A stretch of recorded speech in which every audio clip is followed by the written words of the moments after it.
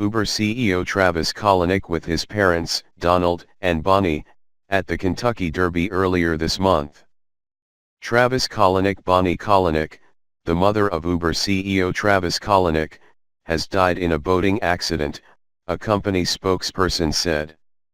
She was with her husband Donald, who has been seriously hurt in the incident. There are no other details about the accident, which took place yesterday. It's obviously a terrible tragedy for the Kalanick family.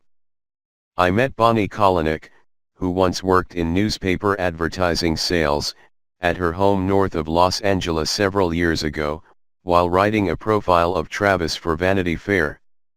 She was kind and also very funny, with an infectious smile and a delightful demeanor.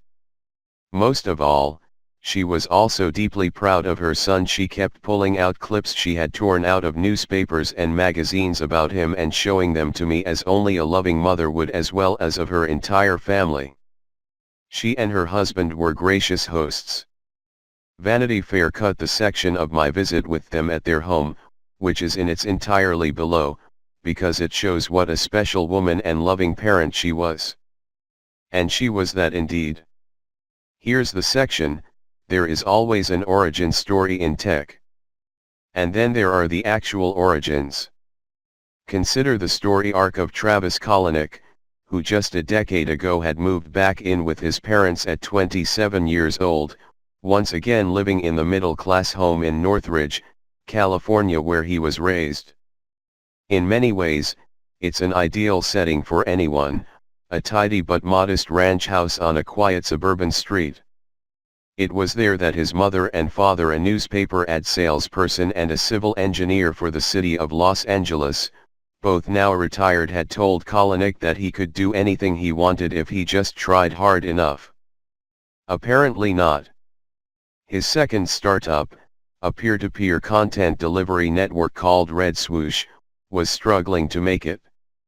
This came after the first, a pioneering file-sharing company named Scour, ended in a Chapter 11 bankruptcy, an act necessary to avoid a $250 billion lawsuit from the music industry.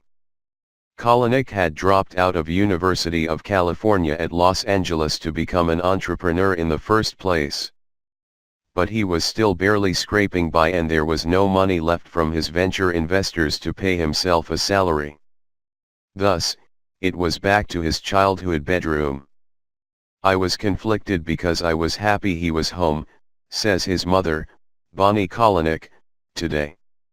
He wore out a path walking in a circle of our kitchen and living room, always on the phone trying to make that company work. She gestures to show the route her son trod over and over in what is a small space. It's a vivid memory still, and her eyes tear up at the thought of every past setback that her firstborn son has suffered. She cries at a Hallmark commercial, jokes her husband, Don Kalanick. He is jovial, silver-haired man, who loves hunting and tinkering and figuring things out. But perhaps most of all, he loves to explain the characteristics of his ebullient wife, whose license plate reads AWS Gone. Which is to say, always going. It was the same with Travis, but back then Don was also not sure what to do with this difficult business problem, as he had done so many times before when raising him. From teaming over complex science projects like building a real electrical transformer to giving him his first experience programming computers, Don had been the one to bring home early computers for his tech-curious son to fiddle with. But with this second startup in trouble, neither could help Travis, except to hope that all the advantages they had tried to provide him would pay off. Working for a newspaper, I was used to sales rejection all the time, so I knew what that was like, says Bonnie Kalanick. But I had hope, since he is very determined and he will not back down when he felt he was right. He's tenacious. And where did he get that? She raises her hand high, as her husband chuckled from across the kitchen table. I can't believe she's got her arm up, Travis Kalanick, his eyes rolling in that "oh me god mom" expression, finally pipes up. For the last hour, he has been pacing in that very same circle, listening quietly as his parents tell a reporter about his origins. Earlier, his mother had revealed that this trait of relentless focus and need to win any argument went back to when her son was a very little boy, a skill he later honed in debate club in high school.